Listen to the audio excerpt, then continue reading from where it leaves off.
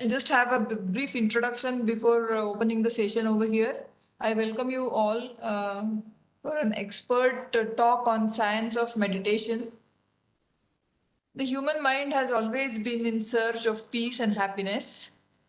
Human society always strives for attainment of health and well-being, mostly through advancement of modern technological developments, but lagging to obtain an unique solution for the same.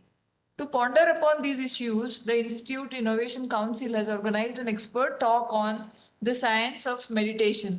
The resource person of today's session are Dr. Hirekhand, Associate Professor and Head of the Department Electronics and Telecommunication Engineering in Government College of Engineering, Aurangabad.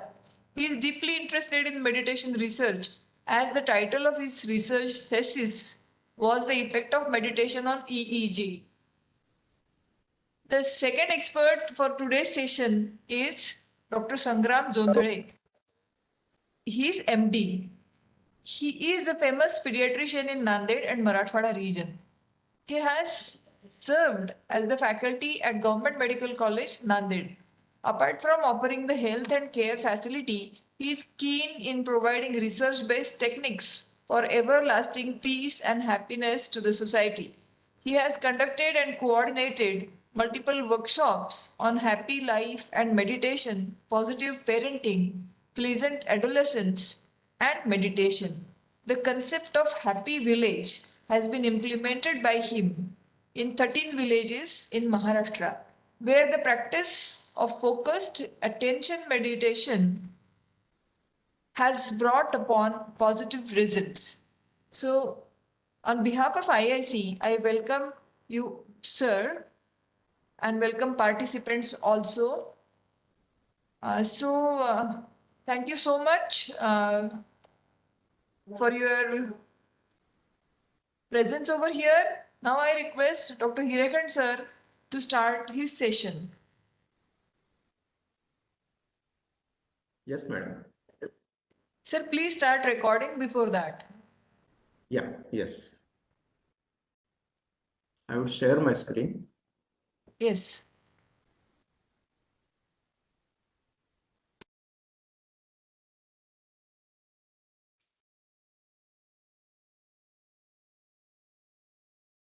Good afternoon to one and all present here. The title of my presentation is The Science of Meditation.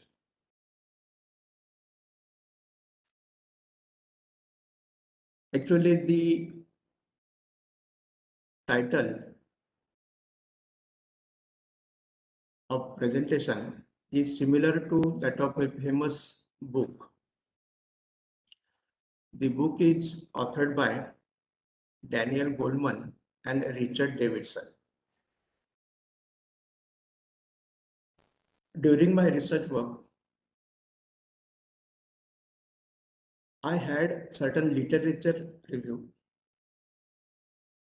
and I came across the topics which were associated with psychology. And I found that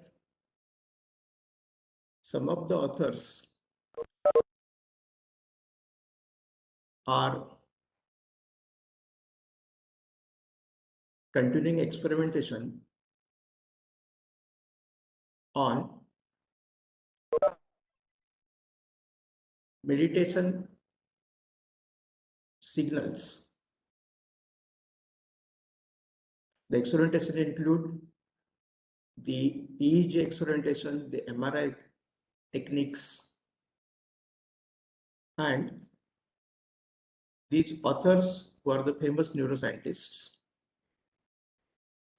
these have clearly explained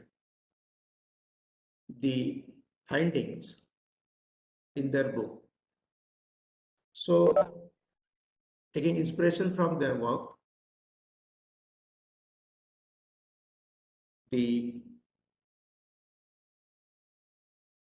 particular presentation has been created.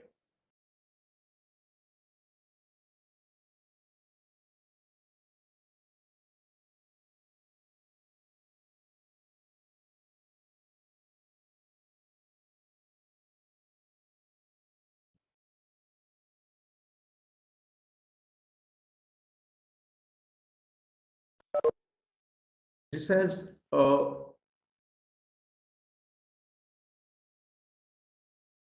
background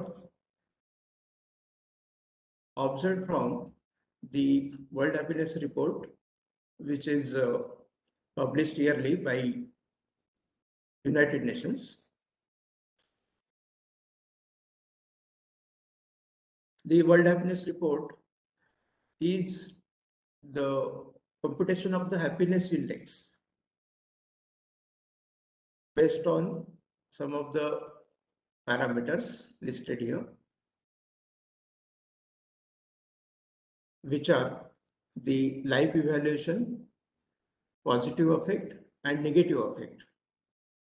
Life evaluation is based on the GDP per capita of a particular of a nation, the social support which is available in the society or community of that particular country, then healthy life expectancy, which is observed by interviewing with the people, then freedom to make life choices, the generosity, the behavior of the people in the society that has been noted down, and freedom from corruption, that how much people are happy regarding the day-to-day businesses, the routines which they come across in the government and in the society.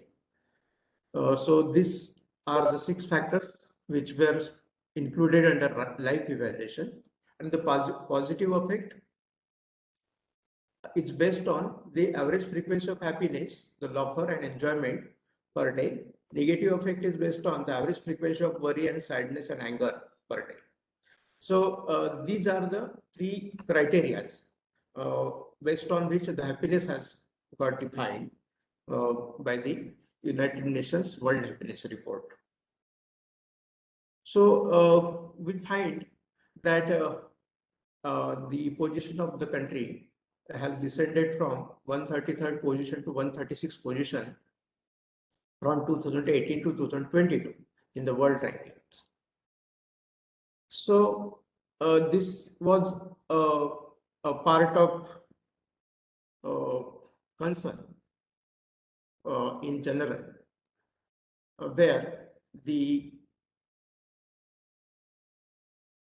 parameters which have been surveyed by in this particular report are clearly indicating the difficulties which the societies are facing.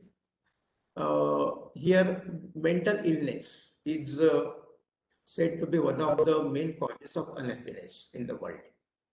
And this can produce as misery as may be caused by poverty, or even more than as caused by physical illness. Mental illness is a major block on economy, as it is the main illness among the people of working age. Mental illness accounts for a third of disability worldwide. In US, the 12-month prevalence of major depressive episodes have increased from 8.7% to 11.3% among adolescents, and from 8.8 to 9.6% among young adults. Depression, suicidal ideation, and self-harm increased since 2010, particularly among girls and young women. So though US economy has grown over the last few decades, as the income per capita has steadily grown, it is assumed that as per the standard of living improves, so should happiness, but it has not happened.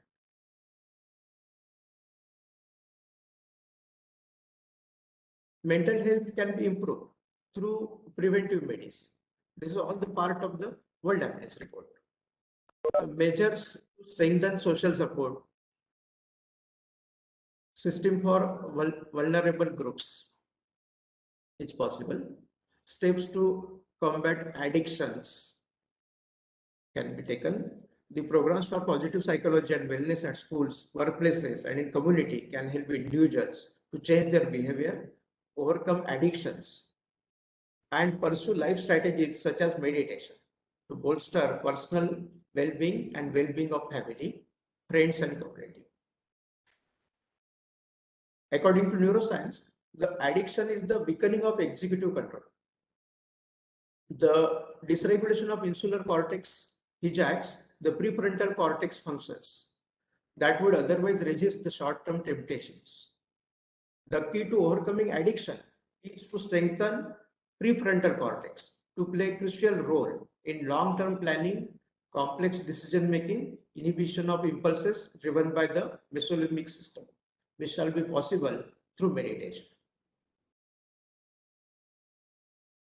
Hence, the purpose of current presentation has its inspiration in the World Happiness Report and as illustrated by the authors Daniel Goleman and Richard Davidson, who have given the scientific aspects of their experimentation, which clearly reveals the importance of these ancient Indian techniques. So one case study is here that can be taken a look at in brief. That is, it was in 1980 in San Francisco. The Martin E.P. Seligman, which is director of positive psychology. This is University of Pennsylvania. He has undertaken this particular survey where 120 men who were suffered from heart attack were under monitoring, and then they were taken up for the training to change the personalities from type A to type B, and here their risk factors, they were also being monitored closely. So the blood pressure levels, the cholesterol levels, the extent of damage, the body mass index, the lifestyle, all those things have been properly recorded, and accordingly the close monitoring is taking place, including all other parameters, which includes their jobs, their hobbies, their family backgrounds and all. So during the studies, it has happened that after 8.5 years, the 50% of the men succumb to death at a second heart attack. And then experts who were monitoring closely, they are worried as none of the traditional parameters could explain the reasons. A cumulative research found from the inventory records that the patients classified as optimistic and pessimistic. So these were also the parameters which were written in the records during those surveys and close monitoring. So when none of the parameters could explain the reasons for the happenings, they have taken up a conclusion that the 16 males who were most pessimistic, 15 of them died. 16 males who were most optimistic, 5 of them died. So they have taken up this attribute that optimism is strongly related to protection from CVD, cardiovascular disease, and correcting from depression, pursuit stress. Health is a state of complete positive physical, mental, and social well-being. In the absence of disease or infirmity. This is the preamble of the Constitution of World Health Organization. So it has been observed that psychological parameter has played a role in determining the healthy lifestyle of the people. So be positive. The message which has been generated is not simply the message to be considered as a literary one, but practically the message has its implications in the day-to-day life of the people. It is observed that the physical exercise have increased the health and reduced the life risk. It is necessary for the adults to keep 10,000 steps per day and 5,000 steps are minimum per day. And this may be implemented by any of these fashions, maybe swimming or maybe running, maybe dancing, weightlifting, even yoga. Well-being, which are considered to be based on the parameters of life satisfaction, the positive feeling, social support, and purpose of life. Similarly, another parameter known as vagal tone, which is the ratio of heart rate to breathe rate. If this vagal tone is higher, this indicates that it is able to regulate the physical body processes efficiently. It is able to regulate mental emotions, attention, behavior. It is able to keep better interpersonal interactions, positive connections, and it is able to adapt better to ever-shifting performances, flexible across host of domains, physical, mental, or social. This particular vagal tone is a key indicator of the health of the parasympathetic nervous system, strength of the immune system, and it also is associated with the risk factor for heart failure, stroke, arthritis, diabetes, and even some cancers.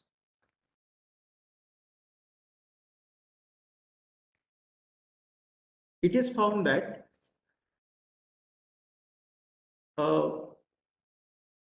psychologist Miss Barbara Fredrickson, professor of psychology at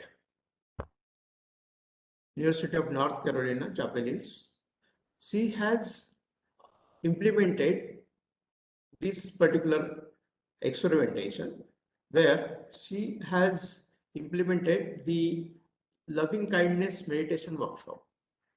So this is the meditation technique in which it is a self-directed, self-compassionate love. So in May 2010, the participants who have attended the loving kindness meditation workshop, they have closely observed and monitored various parameters with them. All continued to monitor the emotions, social connections of the participant with the participants, and months later, it is observed that the vagal tone of the participants under the same resting condition is actually improving. The vagal tone, which is considered to be an attribute as stable as adult height, actually improves significantly with mind training. So C is making a conclusion that love literally made people healthier. So this self-directed, self-compassionate love, which has been practiced by the participants in the workshop, they have found to attain a higher vagal tone.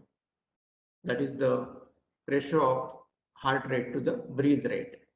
And therefore, the health of the parasympathetic nervous system or the strength of the immune system is found to be better in case of the participants. Similarly, our emotion scientist Lisa Barrett,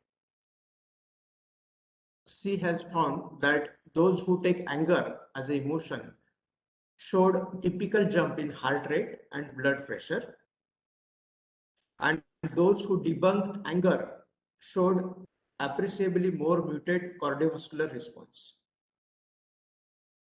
So healthy emotional expression may sculpt healthy gene expression. How DNA gets translated into cells next season may be to some degree up to you. So this is the observation by Lisa Bell. In the same way, Mr. Matthew Ricord, he has been awarded as a title of world's happiest man. He's a PhD in molecular genetics. He worked under Nobel laureate Francois Jacob in France in 1972. He participated in a 12-year brain study of meditation and compassion, which is led by University of Wisconsin-Madison, USA. Neuroscientist Richard Davidson at University of Wisconsin found his brain waves and activity to be off the happiness chart. In 2008, Richard Davidson, had a group of expert meditators, including Matthew Ricard, and a group of controls, people who have not experienced meditation,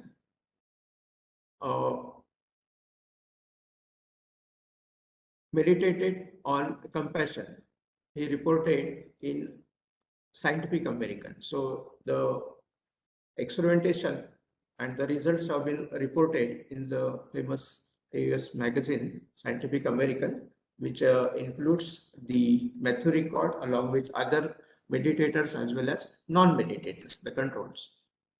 And the comparison of the two that has been written as a result in these magazines.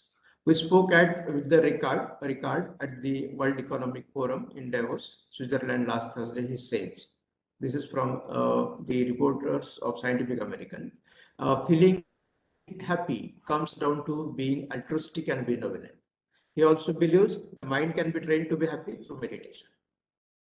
Meditation can rewire circuits to produce salutary effects on not just on the mind and brain, but on the entire body. Meditation cultivates stable and clear mind, emotional balance, a sense of caring, mindfulness, love, and compassion. Mastering the mind requires freeing it from automatic mental conditioning and inner confusion. It is found that brain activity diminished in anxiety-related regions in expert meditators, insular cortex and amygdala.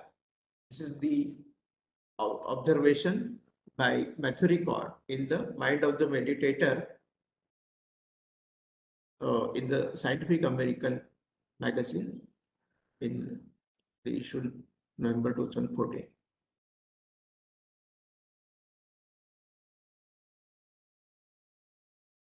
This is the picture mentioning the stress response of the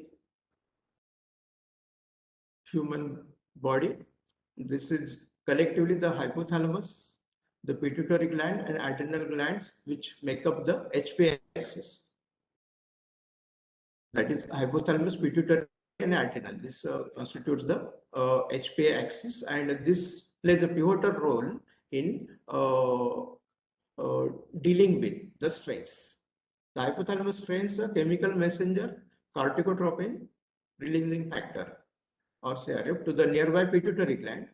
Then in turn, the pituitary gland releases its own chemical messenger.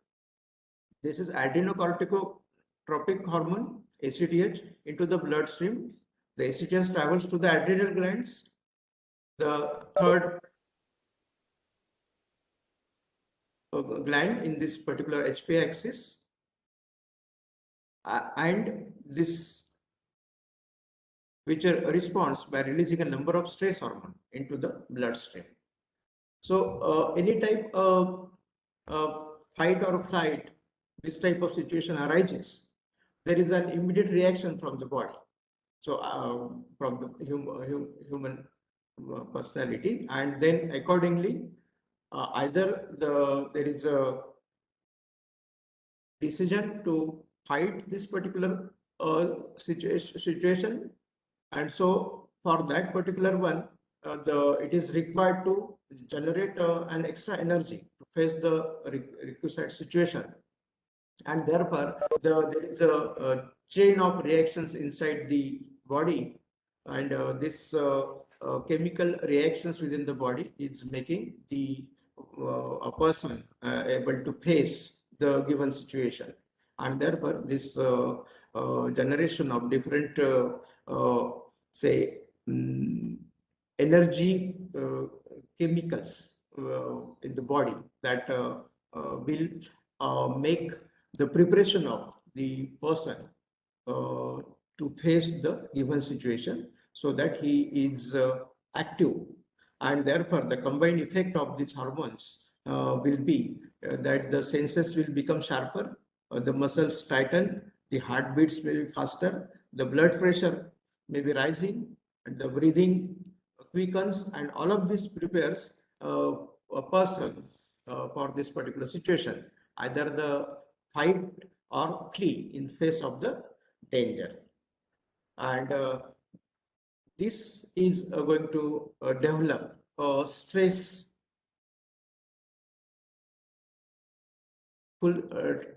situation in the personality. If such situation, if such hormones, they are being generated continually, then it is possible to face different situations because of the presence of such chemicals continually in the body, and then it may result into the allergic skin reaction, the anxiety, the arthritis, the constipation, the cough, the depression, the diabetes, dizziness, gum disease, headache, heart problems such as angina, chest pains, arrhythmias, heart attack, palpitations, heartburn, high blood pressure, menopausal symptoms, insomnia, infectious diseases, irritable bowel syndrome, nervousness, pain of any sort, including backache, headache, abdominal pain, muscle pain, joint aches, post-operative pain, chronic pain caused by many conditions, Parkinson's disease, post-operative swelling, premenstrual syndrome, side effects of AIDS, side effects of cancer, cancer treatment, slow wound healing. So all these are the health problems associated with stress. So a famous program which has been initiated by Dr. John Kabat-Zinn, that is a mindfulness-based stress reduction program, which has become popular in the West, and this have been very clearly appeared in many of the research magazines. So one of the article, mindfulness practice leads to increases in regional brain matter density, is authored by Ms. Sarah Lazar. So once the stressful situation is noticed by the people along with the associated changes which can exist in the human body. Therefore, the different solutions to such situations have came into existence. The mindfulness-based stress reduction program is one of the popular program which has been practiced in many of the clinics in Western countries. So let's check the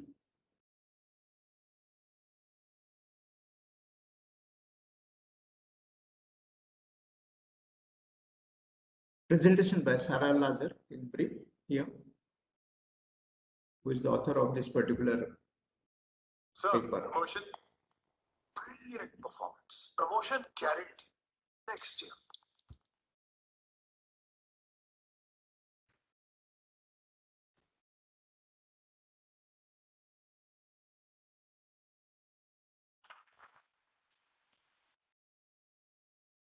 So when I was in graduate school, This Sarah Lazar, she has been a neuroscientist. She is working at Massachusetts Institute of Technology, and she is also serving at Harvard Medical School. She was actually was interested in running. She was a runner. That was her hobby, and she wanted to run Boston Marathon. And therefore, she has taken up a training. But it happened that it was overtraining, and therefore they had developed certain pain in the joints and knees, and therefore she required to visit the orthopedic surgeons. And then she was advised not to make any exercise further and not to run. But then she found, because then she was not able to run the Boston Marathon, and therefore she was looking for the solution that what can be done. So at one particular place, she found that it was the yoga school, and in which it was mentioned that she can attend that, and by attending the yoga school, by practicing this, she may get relieved of the pain which they were experiencing, and she thought that even she may be able to run the marathon again. So because of that, she went to attend that particular school, and then after completing that, she found a little bit change in her uh, body and behavior. So that she was mentioning in this particular One of the things paper. that I pointed to is here in front of the brain. It's an area that's important for working memory and executive decision making. And what was interesting about it was when we actually plotted the data versus their ages. So here in the red squares, that's the controls. And this is something you see actually, it's been well documented that as we get older, So here the prefrontal cortex that has been plotted across the meditators and the controls along with the age, and it is found that the controls this one can say this along with the age. So this is actually the changes which are taking place in the prefrontal cortex of the human brain, and it is found that the controls are actually having the more this reduction in the size of the this region as compared to the meditator. So this was say accidentally this lady has come across this type of research, and that was because she when found some changes in her own say physiology after having attended a yoga class, like yoga and meditation class. So she was amazed to see that how she has felt better than earlier. And being a neuroscientist, she started said investigating these particular things, and therefore she has became later on. She has came into this area that she started taking up the research in meditation, and therefore her results she is explaining here. not just there, but across most of our cortex, it actually shrinks as we get older. Part of the reason why as we get older, it's harder to figure things out and to remember things. What was interesting was that in this one region, the 50-year-old meditators had the same amount of cortex as the 25. So this is an important statement which he is going to making here, that the 50-year-old meditator has the same amount of cortex as the 25-year-olds. So this is a very amazing statement that the during aging process of aging, the meditators are able to maintain the same status as that of the 25-year person. So this is given by said by Sarah Lazar. Suggesting that meditation practice may actually slow down or prevent the natural age-related decline of the structure. So now the critics, and there were many critics, said, well,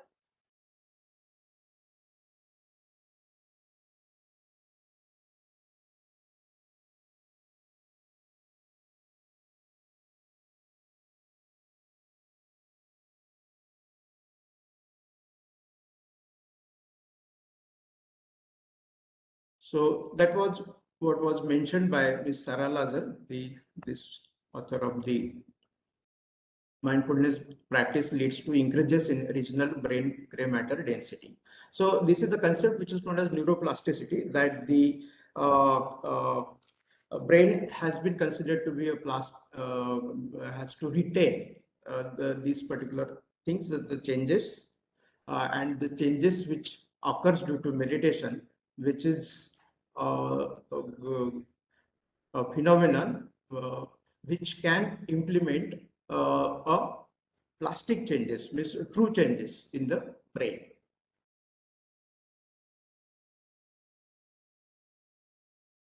So it is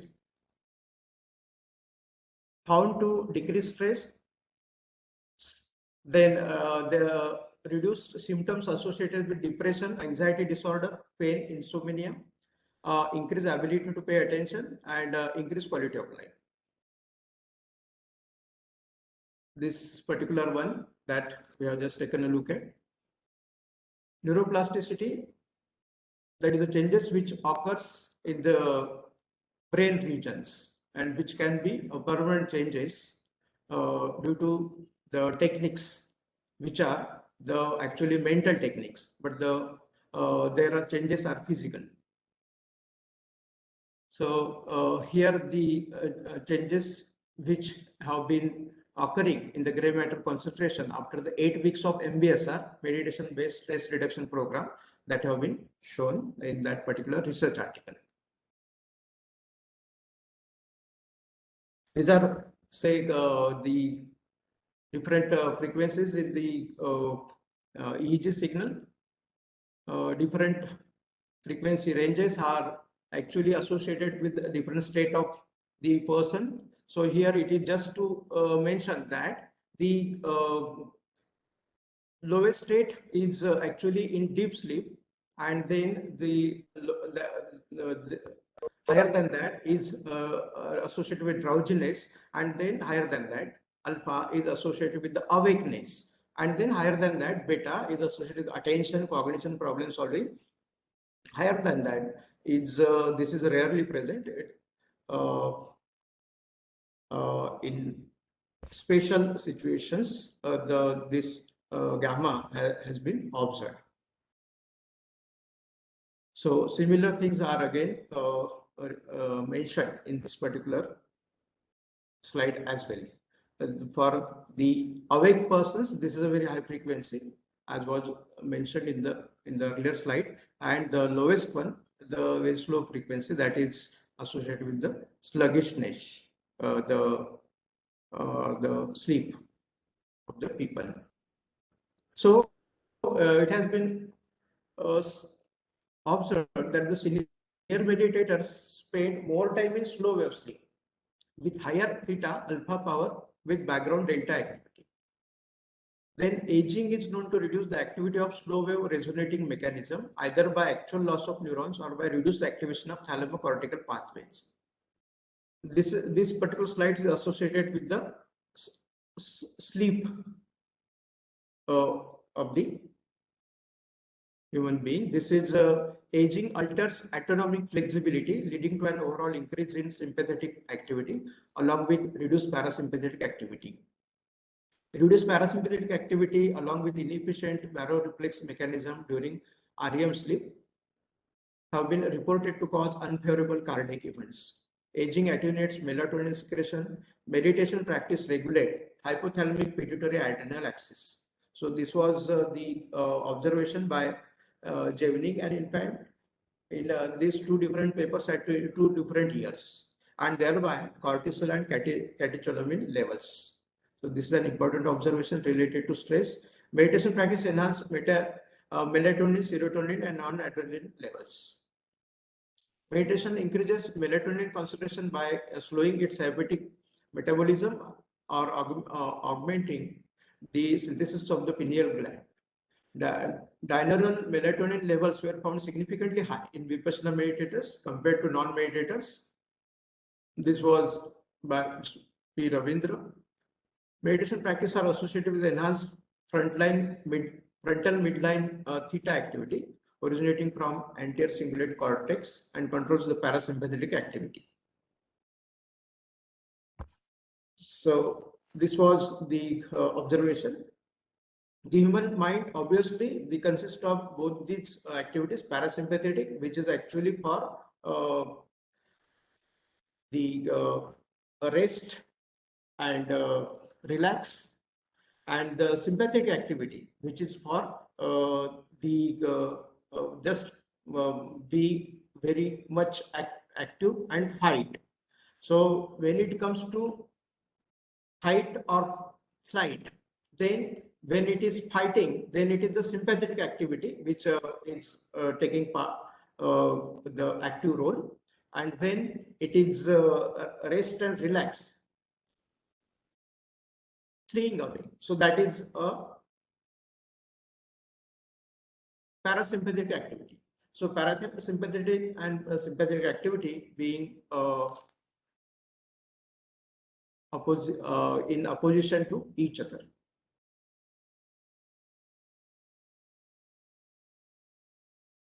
The slow wave sleep, it is found that the Vipassana meditators have more number of sleep cycles indicating quality sleep, and older meditators could retain sleep patterns of non-meditating controls. So this is the different age group, and the ability to retain more number of sleep cycles that has been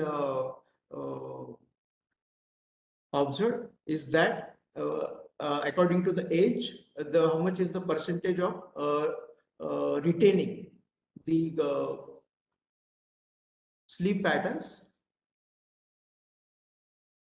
the slow wave sleep patterns. So this is a particular quality of sleep, slow wave sleep pattern, that is based on the number of cycles which are being generated across the brain, which are actually being monitored. So here these are better in meditators as compared to controls. So in all the different age groups, we find that the meditators have are found to enjoy this particular sleep cycles better as compared to the non-meditators.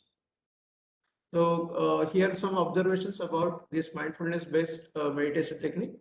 The 6-month practice of mindfulness-based meditation, participants shown enhanced left-sided activity in the alpha band.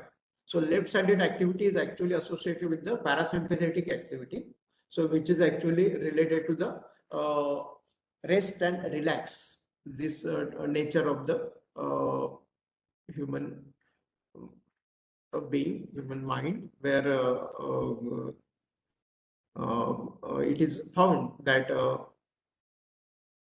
having practiced this particular technique for 6 months, there is a enhanced activity of this parasympathetic type. Then meditation practices acts on autonomic systems by way of reduced breath rate, slowing down of basal heart rate, and decreased blood pressure, which is a sign of better balance between sympathetic and parasympathetic activity. So automatic nervous system is composed of both sympathetic and parasympathetic neural pathways have opposite action on their targeted organs or tissues. So both these are the part of autonomic nervous system, and both are required so that as we know, for a vehicle, there is an accelerator which will allow the vehicle to move forward and take speed and move further.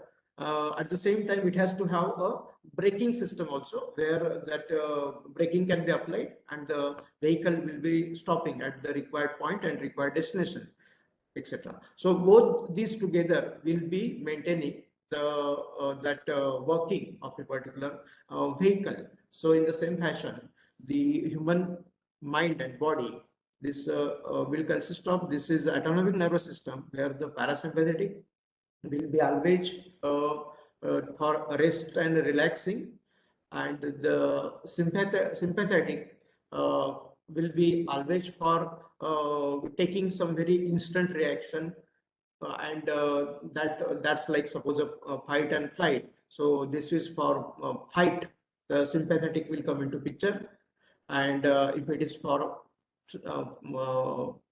fleeing, that is one suppose say here, then that is on the second side. Like, so both these one will be always participating and will be opposing to each other. Now this is the famous quote which is given by the American psychologist William James. he says that the faculty of bringing back a wandering attention over and over again is the very root of the is the very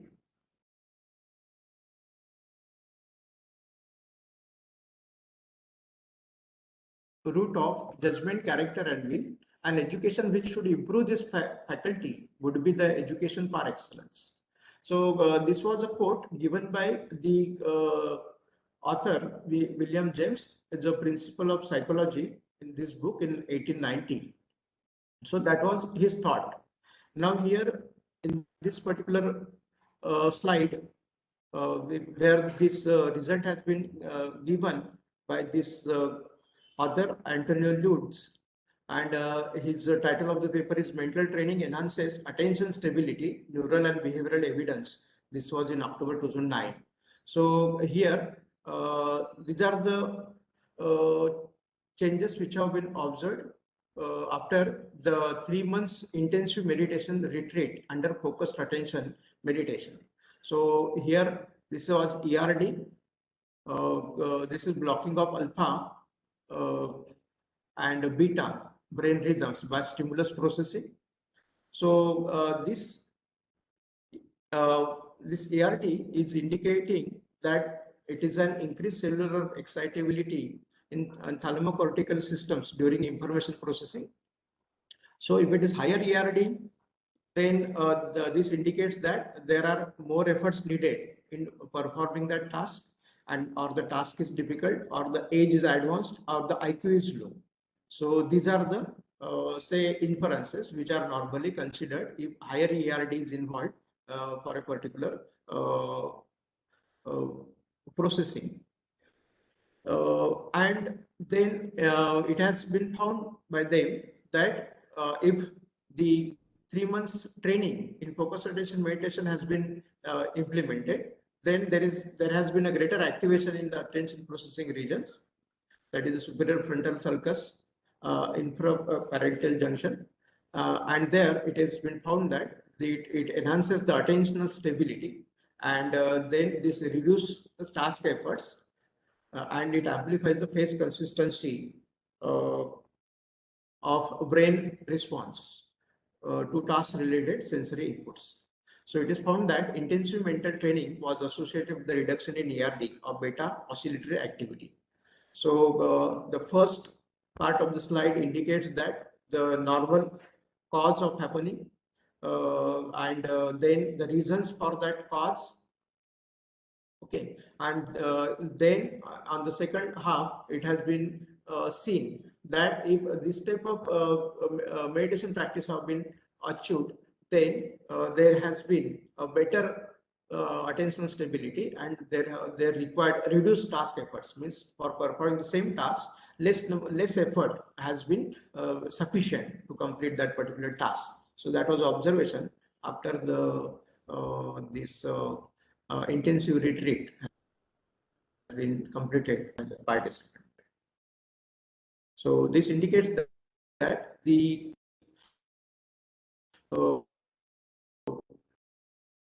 what thing is getting proved, that if the focus attention technique is being followed, then definitely there has been the advantage available for the participant.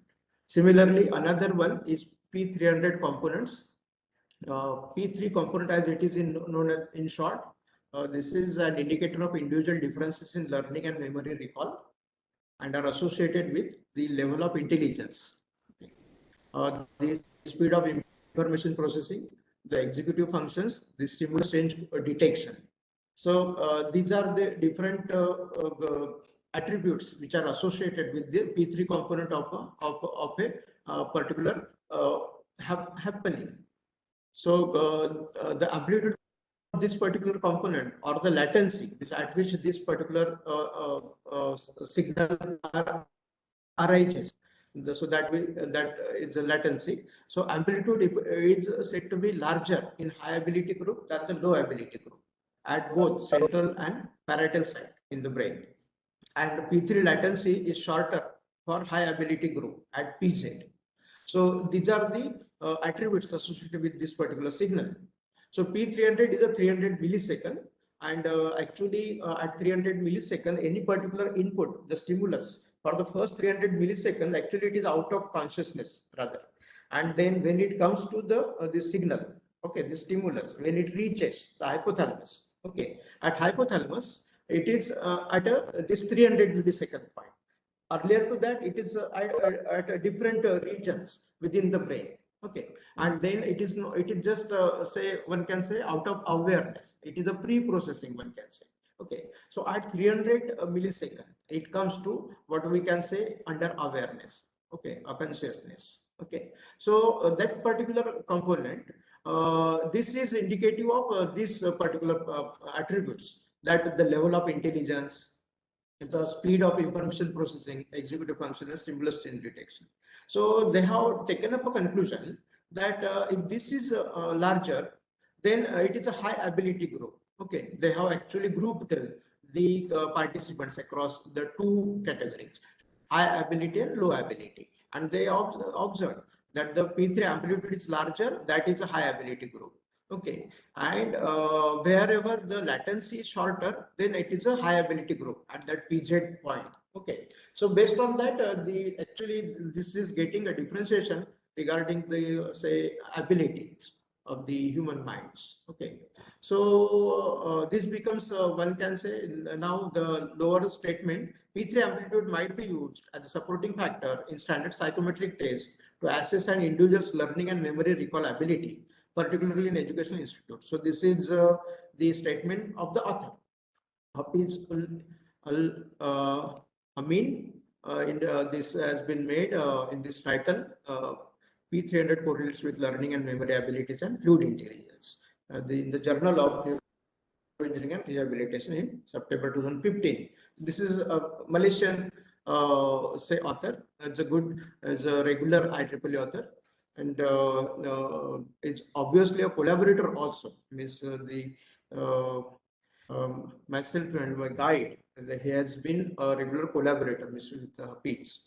So his bold statement was this, that he is suggesting of this P300 component that it can be utilized for such purpose, that here that can differentiate across the, means it can be considered for as a testing attribute as well. Now here another one which I am correlating for your information, by Richard Davidson, which is author of the Science of Meditation. Okay, so he has written, Richard Davidson, this particular figure in IEEE Signal Processing Magazine, January 2008 issue. So here he mentions what is known as attentional blink. Attentional blink is a phenomena where if when two targets, this is a information processing capacity of the brain. This is actually associated with the information processing capacity. When two targets, T1 and T2, embedded in a rapid stream of events, are presented in close temporal proximity, the second target is often not seen. If two things are shown, suppose on a screen, and the first thing is shown, and then the second thing, when it was shown, it was in close temporal proximity, that is very short time. It was shown after the first one in a very short time, so it is a close temporal proximity. Okay, in time, on time scale. On time scale, it has been shown just immediately after the first one. Then it has been observed that the people will not be able to see the second target at all. Okay, even if the second target was flashed, was shown on the screen, people will not be able to see. Okay, so this is a very common nature of the human mind, that the human brain, as I mentioned earlier also, P300 is a signal which arises at 300 milliseconds, and before that it is out of consciousness. So it is the different processing. It's a signal getting processed, say we can say pre-processing, that is taking place. That's okay. So similarly, here is the another nature of the human mind, that it is not able to see the second target, because the resources have been actually devoted for the processing of the first target itself. The resources have been occupied for processing of the first target, and the second target is not possible to see. even if it was shown. Okay, but then now let us come to this particular conclusion by Mr. Richard Davidson, that it is found that 3 months of intensive training in Vipassana meditation reduced brain resource allocation to the first target. So the first target, whatever allocation is to be given by the brain, the different sections and information processing capacity, that has got reduced as reflected in a smaller T1 elicited P3B, that is P300, a brain potential index of resource allocation. So when authors are talking about that the P3 component can become an indicator of the abilities of the people, then definitely it becomes a matter of importance, a concern for the common man, and therefore here this is important conclusion by the Richard Davidson in this particular magazine, that it has been found that the intensive training in this meditation has reflected in smaller T1 elicited P3B, that is a brain potential index of resource allocation. So it was possible to see the second target also by the people. So attentional blink was overcome. So as we have, we were referring at many people regarding mindfulness. So let us see what in brief what Dr. Usha Bastare, who is going to say about mindfulness in brief in this particular presentation.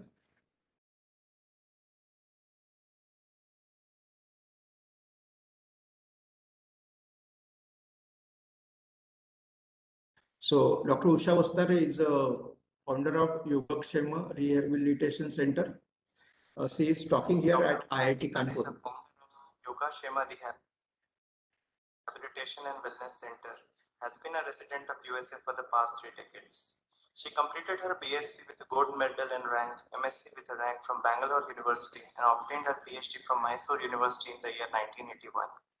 She has been a faculty of Temple University School of Medicine, Philadelphia, USA for a period of 17 years.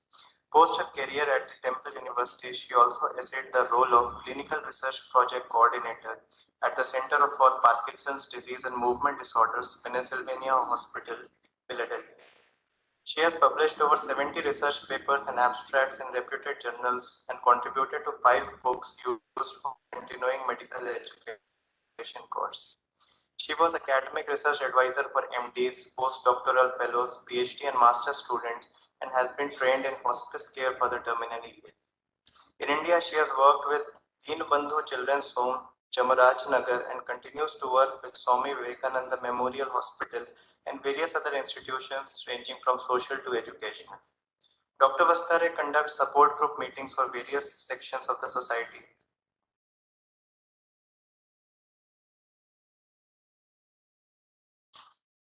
That is what we will become, is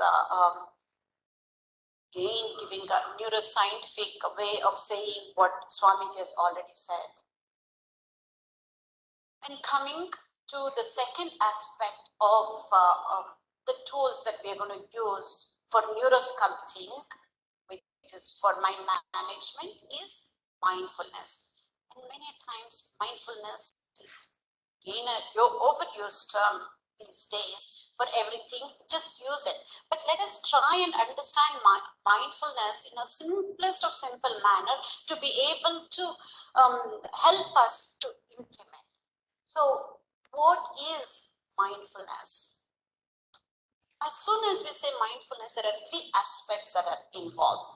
One is that we need to be in the present moment. You've already seen that if we have too many ants, how it is so hard to be in the present moment. We're going back and forth between past and present and never in the present moment. And even if we are in the present moment, it is mostly unsatisfactory is what we said. But mindfulness is to be in the present moment.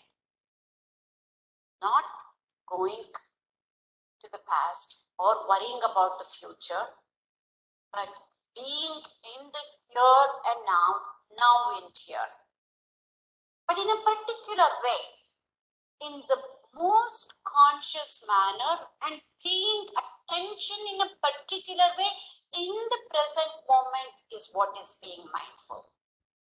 Again, paying attention, being in the present moment, and the most important aspect is to be non-judgmental. These three aspects what constitute mindfulness.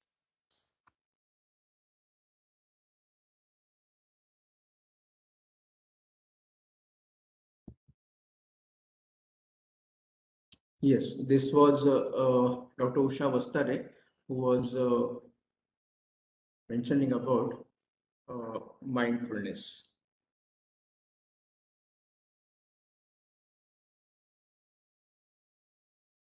So here the same thing which I am repeating from this word, the science of meditation, the faculty of bringing back a wandering attention over and over again is the very root of judgment, character, and will. He declared in his Principles of Psychology, published in 1890. James went on to say an education which should improve this faculty would be the education par excellence. So what should be the type of education one should get? So that was mentioned by this father of American physical psychology. So as he is famous for,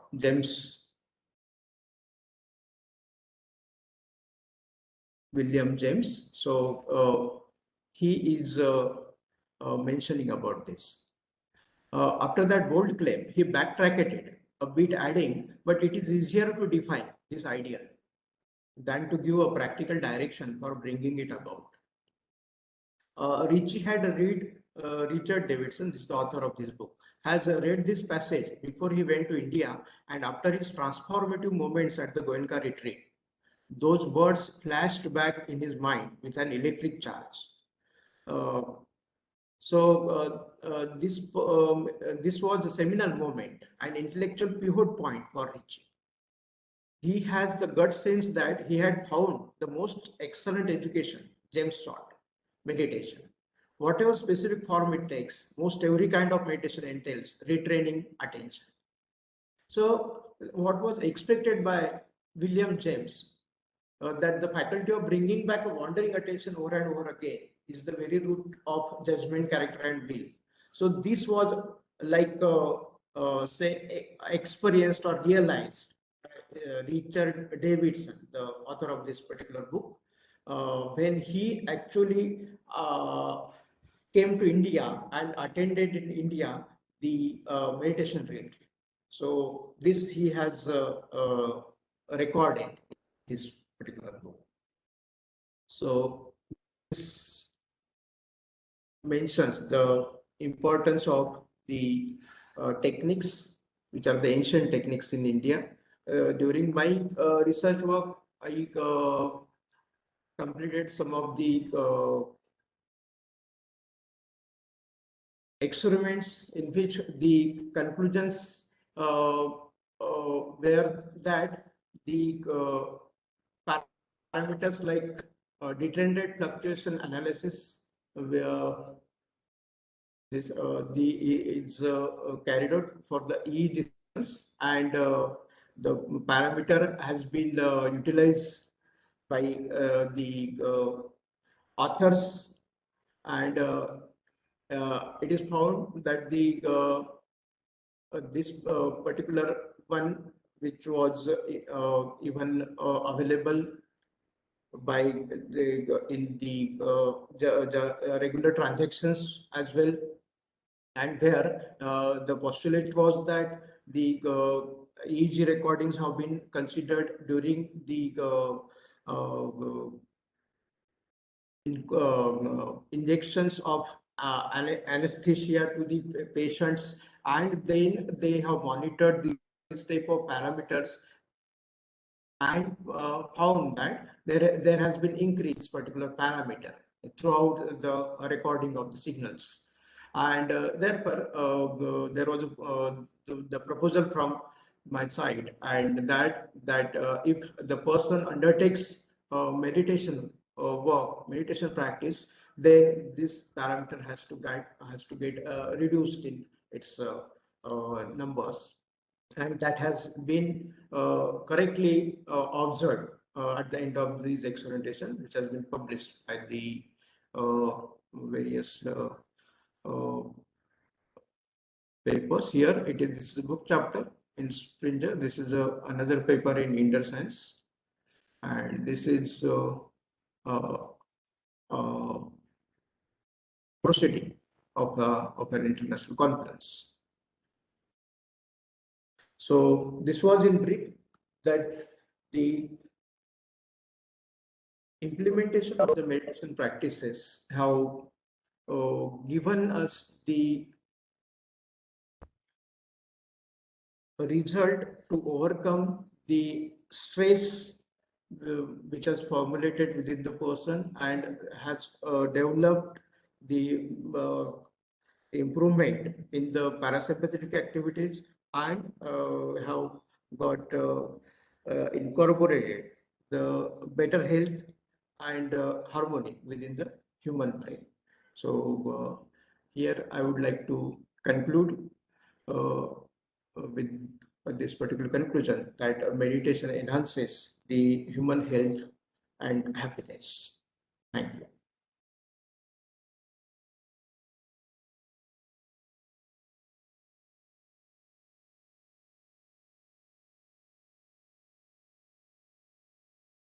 Now I would like to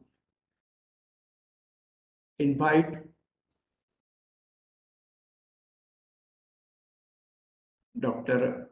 Sangram Jondhare sir to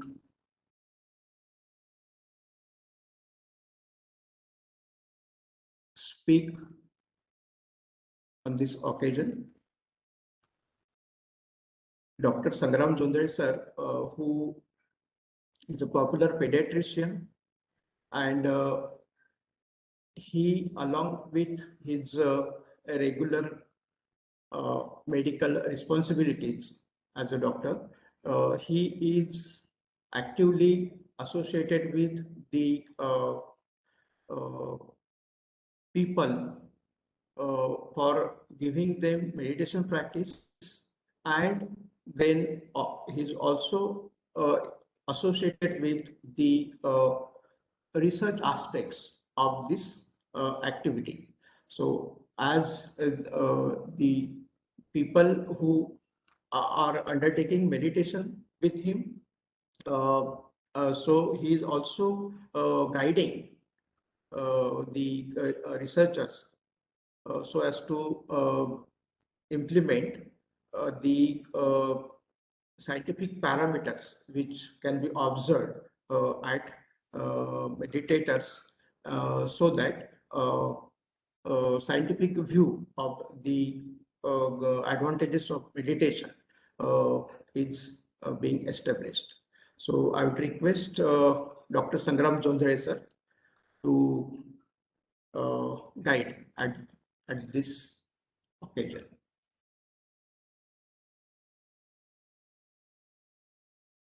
Sir,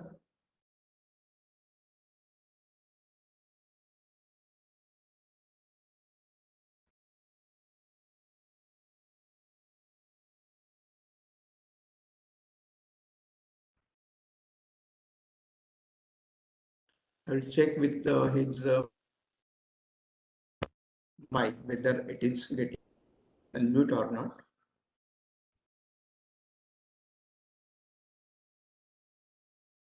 Probably he should be.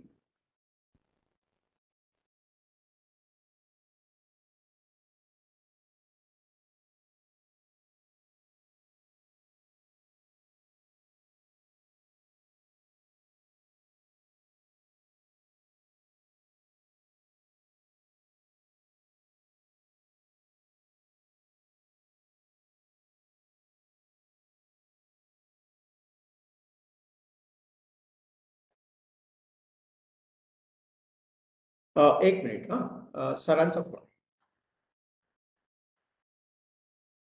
Hello.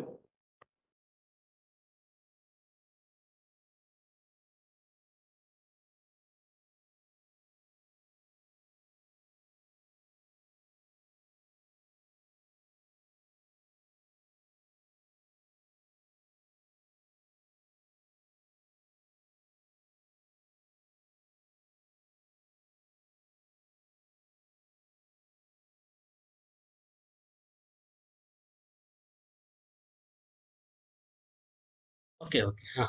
Right. Yes, sir. Okay, sir. Right, sir.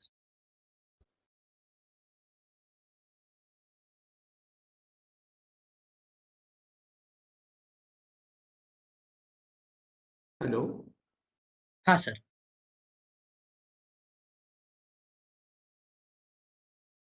Sir unmute आहे ना आता? Sir. हो सरांचा आवाज येतोय ना आता. आवाज येतोय ना? ठीक हो आहे. सर, हो जोंधळे सर सुरू करू शकता सर. हो बिलकुल. ठीक sir. Yes.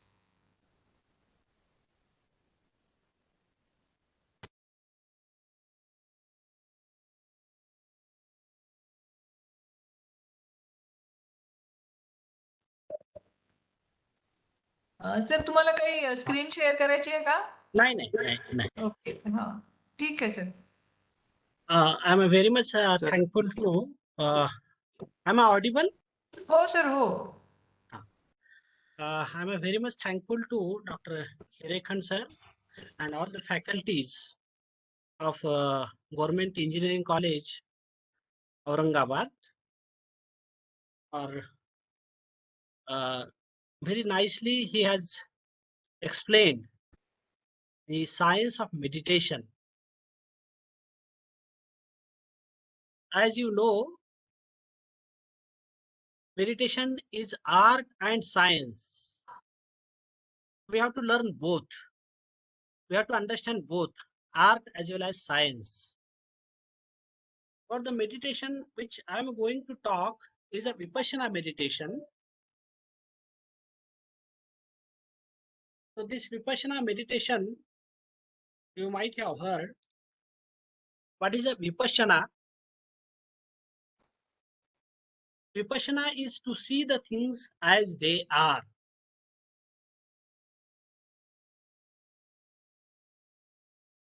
We have to see the things as they are.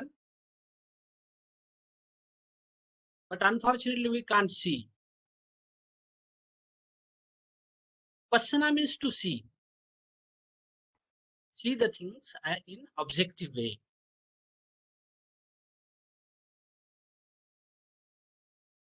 It is a science of mind and body.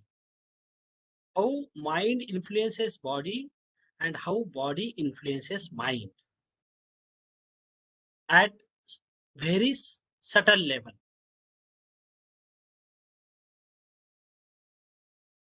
Normally, with conscious mind,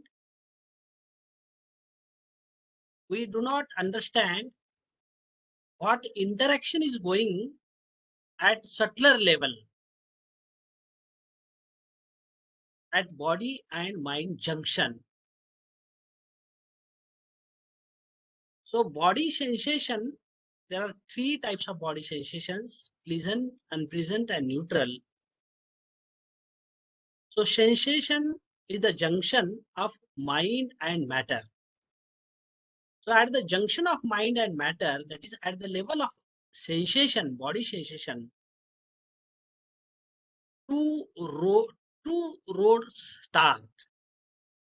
One is a road of happiness, and second is a road of unhappiness, road of misery, and road of peace and harmony. For that purpose, we should know, we should have to develop the faculty of awareness of body sensations. And what is happening at this deeper level, at body sensation level, whenever there is a unpleasant sensation, our subconscious mind reacts with aversion, hatred, and we become miserable. Whenever we experience pleasant sensation, our subconscious mind reacts with craving, clinging, and we become miserable. So this one has to understand at a very deep level. For that, one has to enter in subconscious mind. As you know,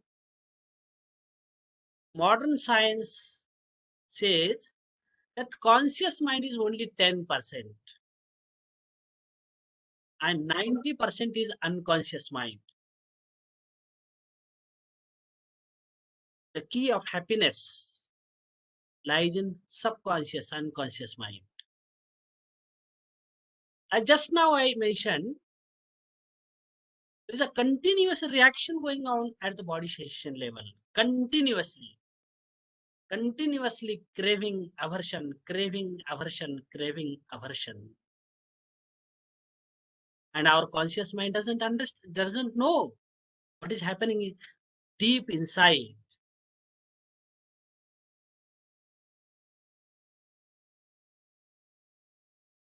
We are tying the knots of misery deep inside. Everybody wants peace and harmony. But to get peace and harmony, we are searching outside.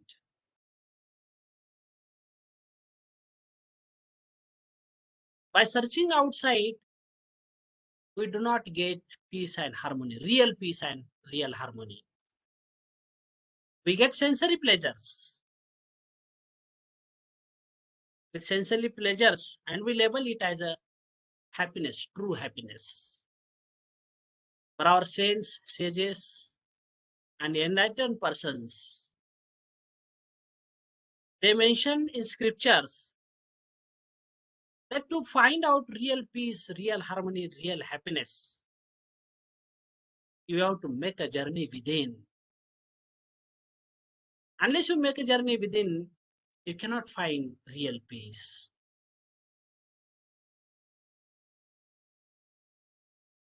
So to find out what is happening at a deeper level of our mind, we have to first of all concentrate our mind. For concentration of our mind, the object of meditation given in Vipassana is Anapana meditation, that is awareness of natural, normal breath.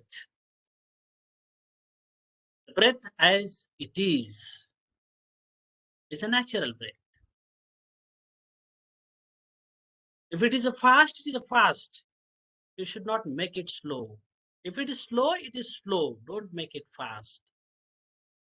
If it is passing through left nostril, it's passing through left nostril. Don't try to divert it through right nostril.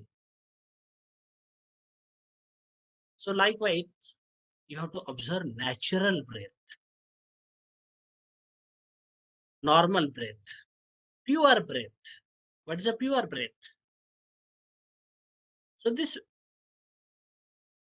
Anapana meditation is not a pranayam. Pranayam is a good exercise, but it is totally different from Anapana meditation.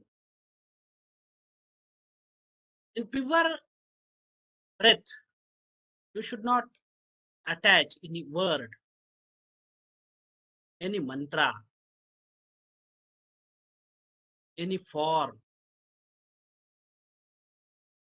no visualization, no verbalization. That is pure breath. So we are supposed to observe natural breath and pure breath. Why to observe breath? Breath is our reality, inner reality. We have never observed breath. Our life started with breath and stops when breath also stops. But we have never observed it. Once you start observing breath, you will certainly come to know some realities about yourself that your mind wanders away. Mind doesn't want to stay in present. No sooner you observe 1 or 2 breaths, mind will wander in the past or in the future and start rolling in past or future. Then again you are instructed to come on the breath. Again, after a few seconds, few minutes, mind wanders away. Then you come to know, oh, my mind doesn't want to stay in present. And I have to live in present. And how my mind is wandering in past, future, and becoming miserable. So the cause of my misery is that I don't remain present. One cause you have found with your own experience that I don't remain in present. I think about past or about future and become miserable.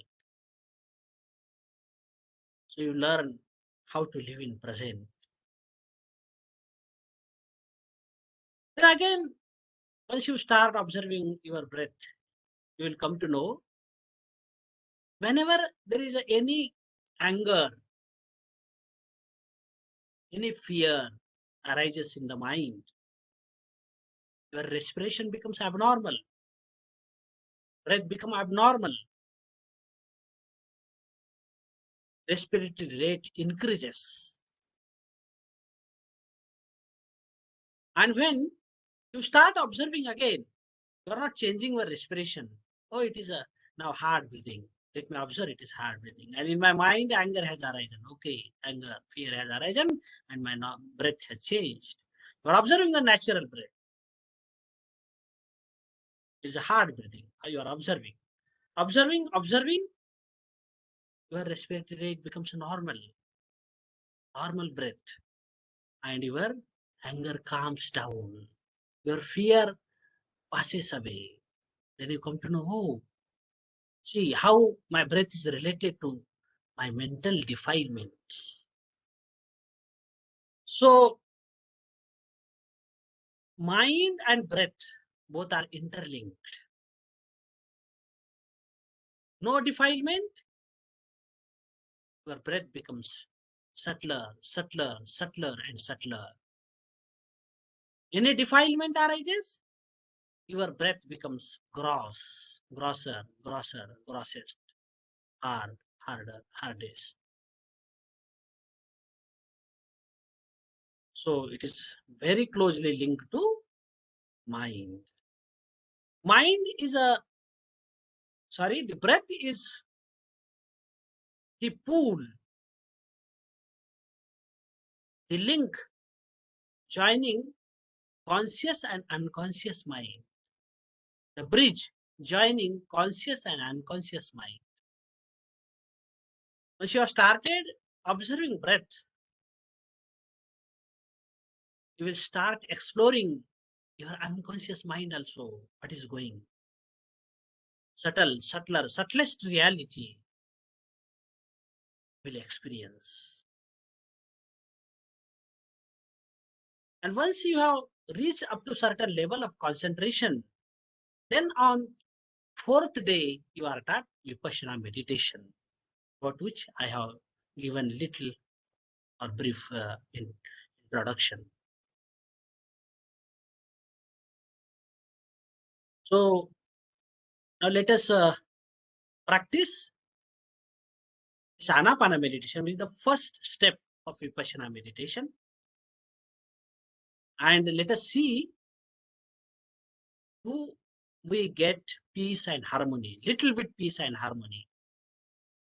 Do we get happiness, little bit happiness, with observing ourselves, our own breathing? Let us try to meditate with Anapana meditation. Hirekan sir, I request you to start audio of Anapana meditation, and we will meditate for 10 minutes as per instructions given by Pujya Sri Satyanarayan Goenka Guruji. Let us practice Anapana meditation. Yes, sir.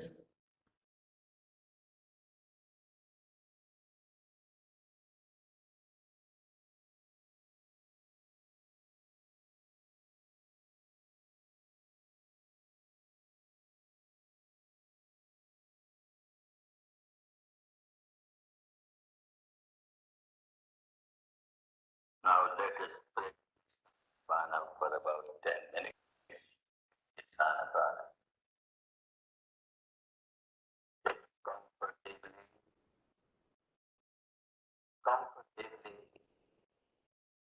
in any posture that suits you.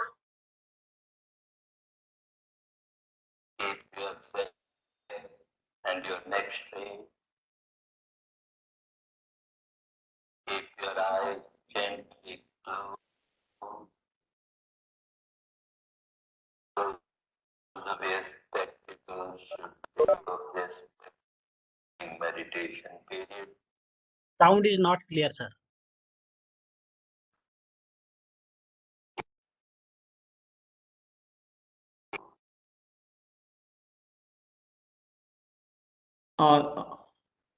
Sir आवाज कमी आहे का?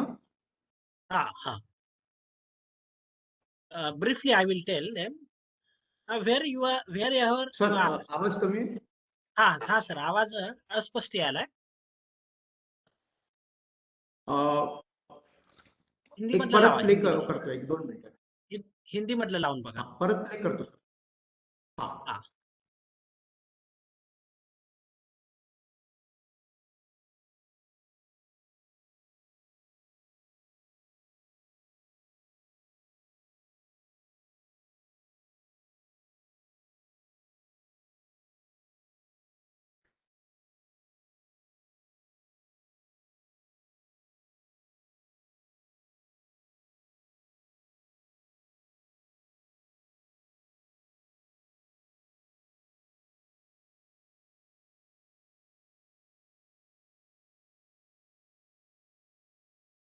अभी हम आनापान ध्यान करने जा रहे हैं. तो जहां पर है वहां पर आप बैठ जाए. कमर पीठ गर्दन सीधी करके बैठे. कमर पीठ गर्दन सीधी करें. आंखें बंद रखें और सारा ध्यान नाक के दरवाजों पर रखें. सारा ध्यान नाक के दरवाजों पर. सांस भीतर आ रही है तो जाने भीतर आ रही है, बाहर आ रही है तो जाने बाहर जा रही है. बस सांस को जानते रहना है.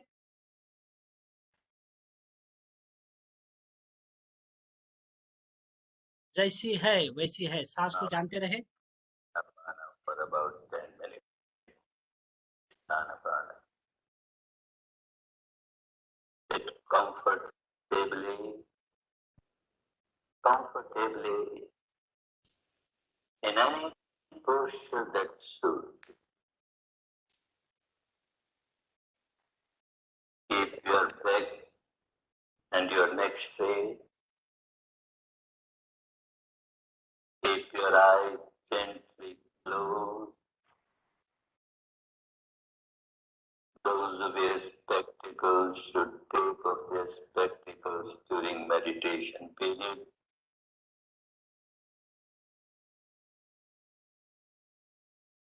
Keep your mouth gently closed. And focus your entire attention on the area at the entrance of the nostril.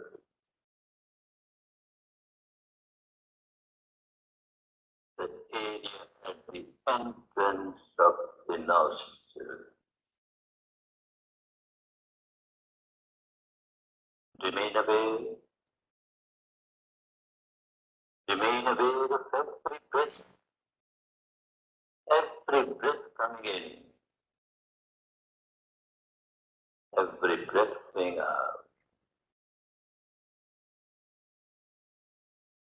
Natural breath, normal breath, as it is.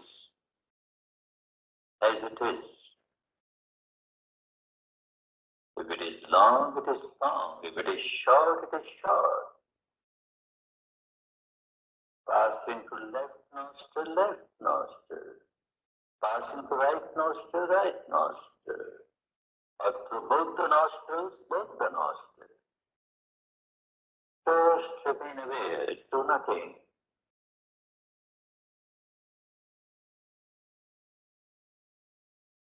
Just remain aware.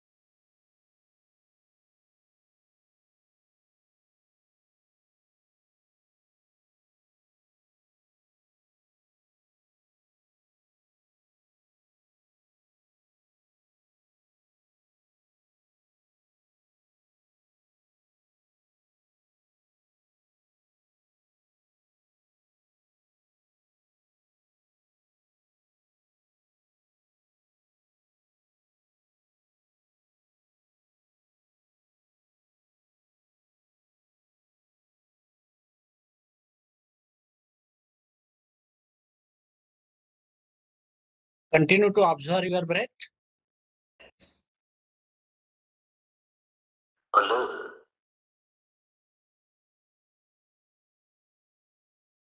Attentive.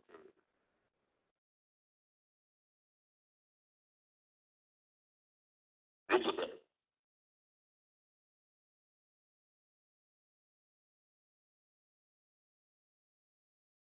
Remain alert. Attentive. Vigilant.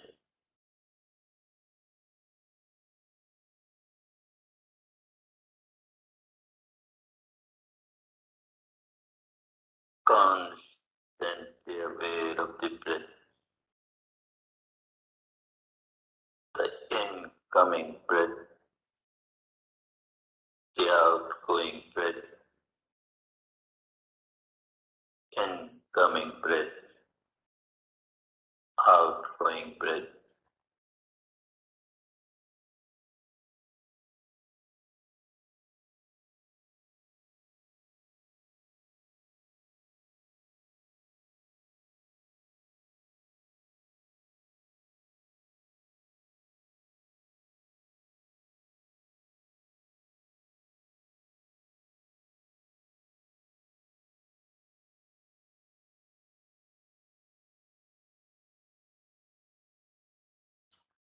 Keep your attention steadfastly fixed on this area, the entrance of the nostril.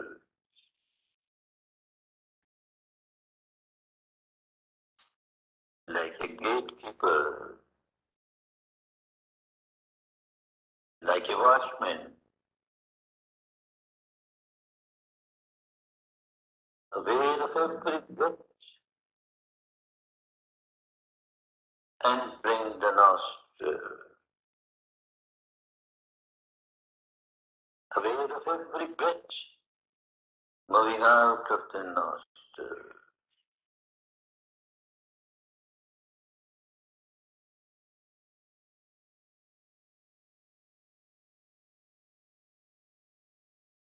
Vigilant.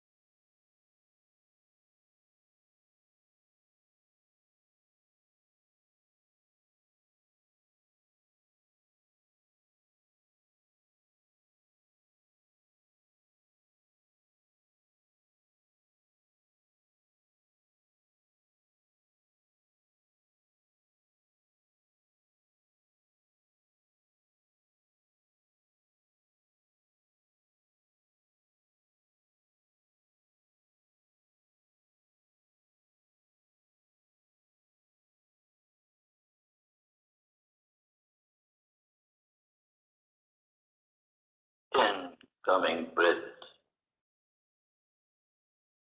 outgoing breath,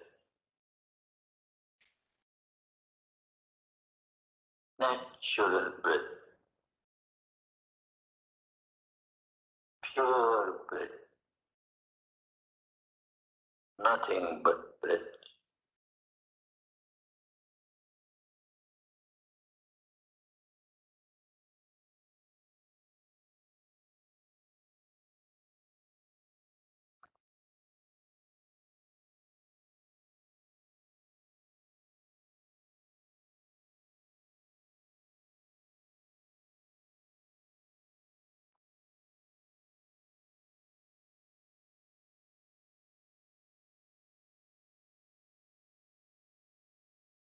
Kavatu Sabha Mangala Kavatu Sabha Mangala Kavatu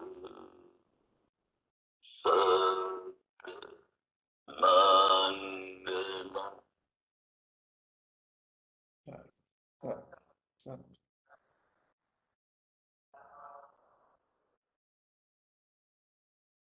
Good, good. Be happy, be happy, be happy.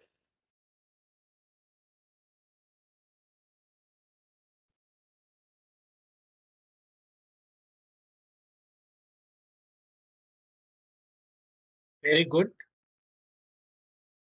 You can now open your eyes.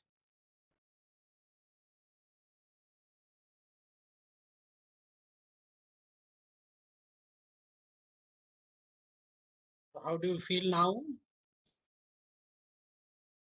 Definitely some peace, some happiness you might be experiencing.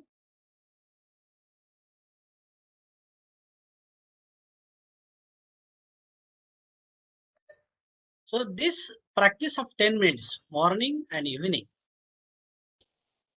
you have to do it regularly.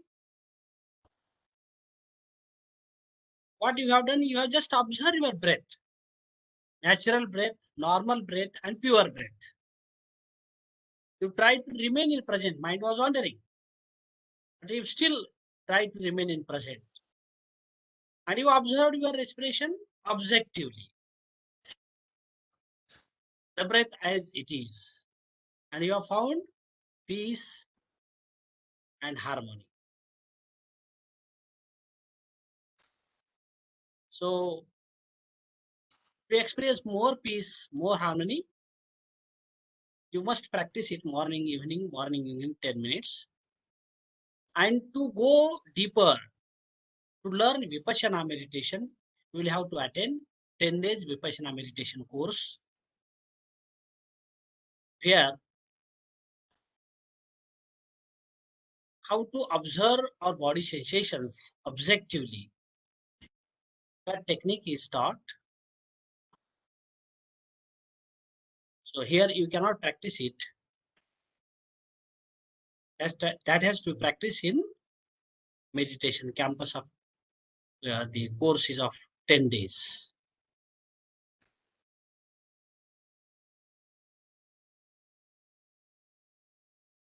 So whatever questions you have, you can ask freely.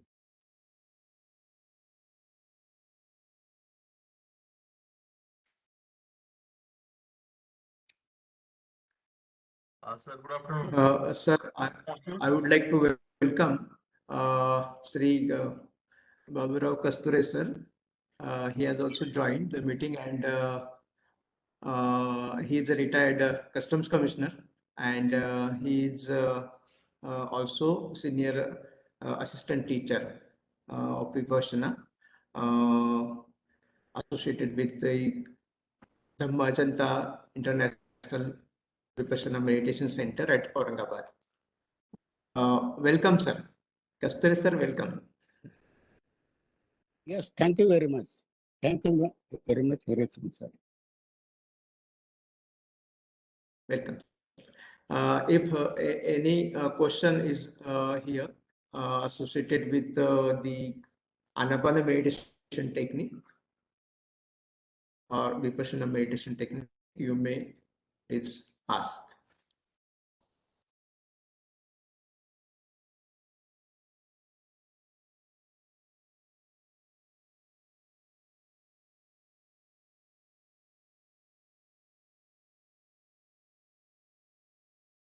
Kiran sir. Yes, sir. Kiran sir. Yes, sir. The participants may also like to ask the questions about Vipassana also. Yes, sir. Right. Okay.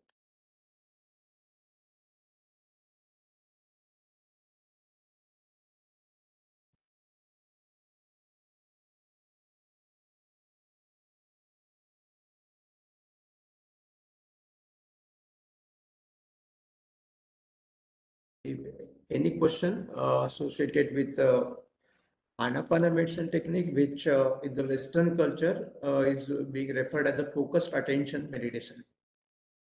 Focused attention meditation, as they title it as, in Indian context, in the ancient Pali literature, this is known as the Anapana meditation technique, where ana and apana, that is actually the two words, ana plus apana, that is ana is inhaling of the breath and apana is exhaling of the breath.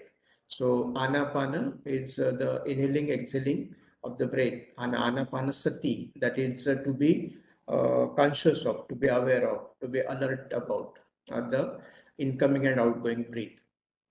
So that is what is the title, Anapana meditation technique. And obviously this is, as Dr. Jodhare sir has explained, it's a very simple technique just to observe the breath, because if one can observe the breath, then he is in the present moment, and then he is not in the past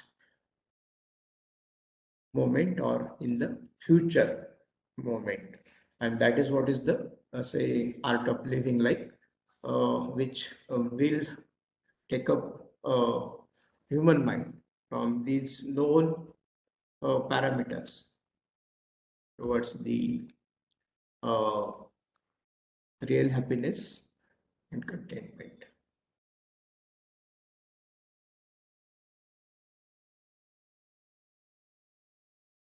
So any queries or questions?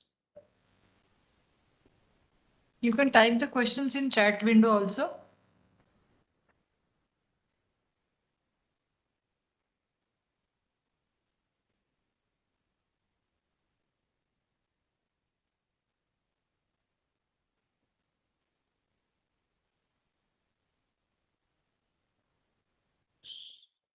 I think there is no question yet.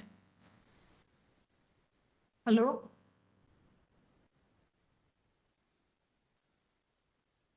Hello? madam, yes. अजून कोणी चॅटवर काही टाकलं नाहीये. आला एक. Yes. Is there any Excuse me, state Sayed. procedure to do this? Yes, is there any set procedure? See, as Guruji explained now, you should sit comfortably in the posture which suits you, and you can sit for a long time. Not it can be half lotus or lotus. It is not necessary that this posture is must. Any comfortable posture. And then you have to keep your back, neck straight. Then close your eyes and focus your mind on both the nostrils. And just observe natural breath. Coming in, going out. Coming in, going out. Yes. So, this practice you should continue for at least 10 minutes. Morning, evening, morning, evening. So what will happen with this practice? You will have control on your mind.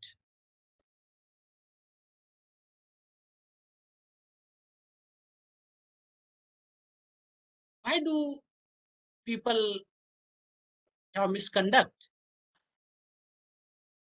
Why does drunkard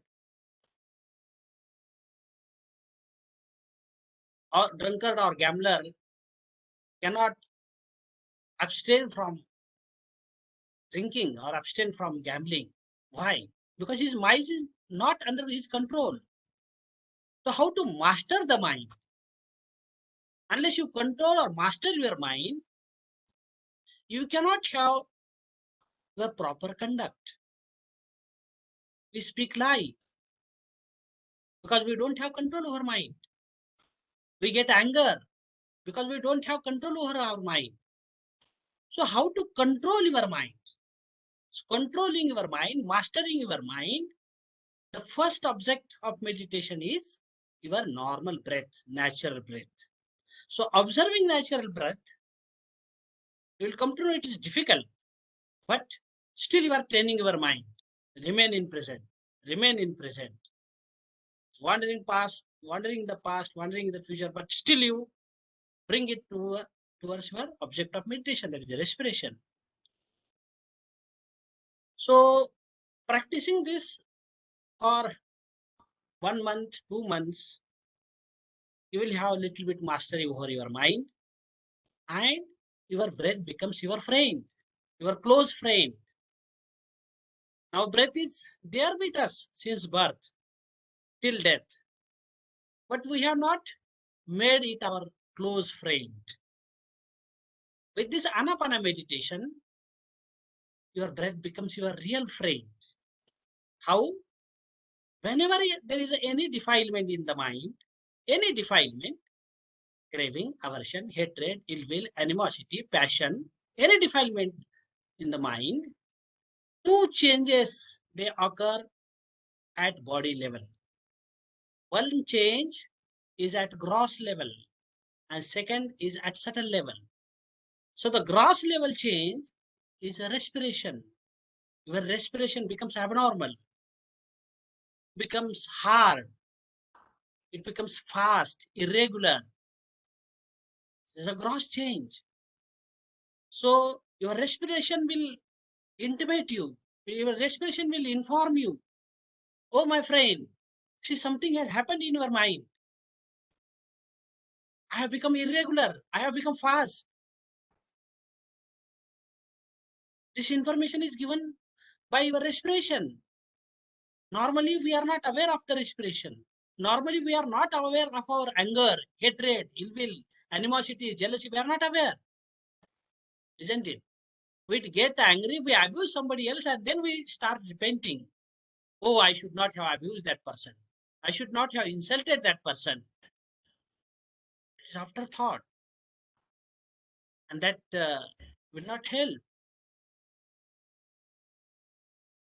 So, by practicing this Anapana meditation, the respiration or Anapana becomes your close friend and immediately informs you, see, I have become abnormal, I have become fast. And then you will come to know, oh, I have to observe my breath. Oh, I have learned this. I have learned this procedure, this meditation, and automatically your unconscious mind starts observing your breath. Oh, it is a hard breath. Observe hard breath. With open eyes now you have started observing your breath. Observing breath, your breath becomes normal. Your anger passes away. Your passion passes away. And now your becomes balanced. Your mind becomes balanced. So this is how this respiration will help you in remaining balanced, equanimous,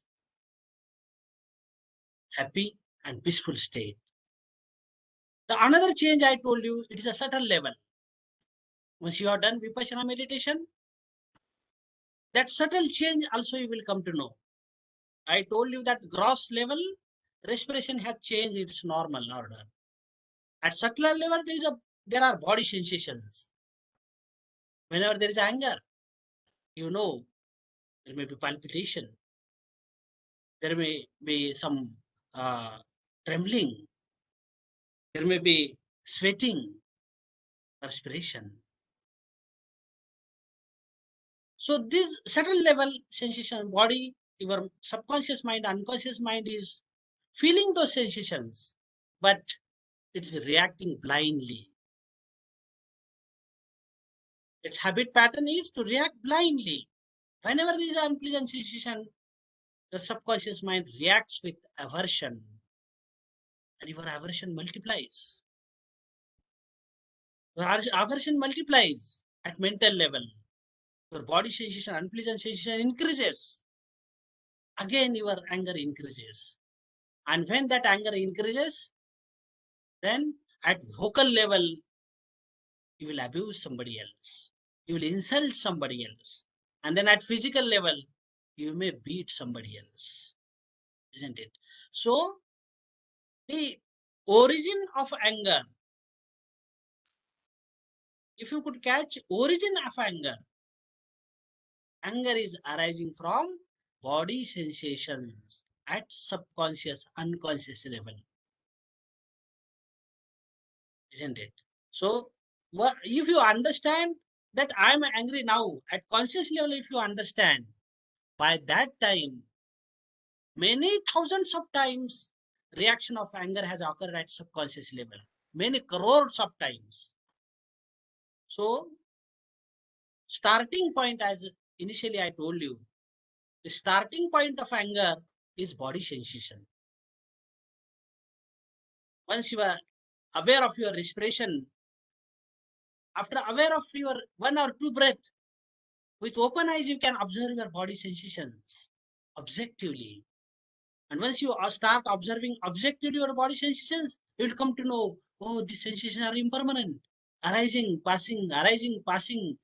So why should I react with aversion or craving? And you start observing the sensation, the intensity of sensation decreases. The reaction over sensation decreases. The anger decreases. So science is an art. We have to master it. We have to learn it. And then we can come out of the anger, hatred, ill will. So these are the habit patterns of unconscious mind. What happens whenever we are angry?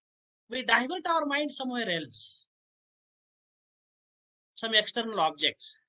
Whenever there is a anger, what do? We get angry and we abuse somebody else. This is the first reaction. What other ways are there? Some people will drink a glass of water to suppress the anger. Some people will read the book to suppress the anger. Some people will, if anger is increasing, some people will go outside and they will start consuming alcohol or start consuming tobacco. And they will develop addiction towards alcohol. फिर वो गाना सुनते रहेंगे और बोलते रहेंगे, मुझे पीने का शौक नहीं, पीता हूँ गम भुलाने को.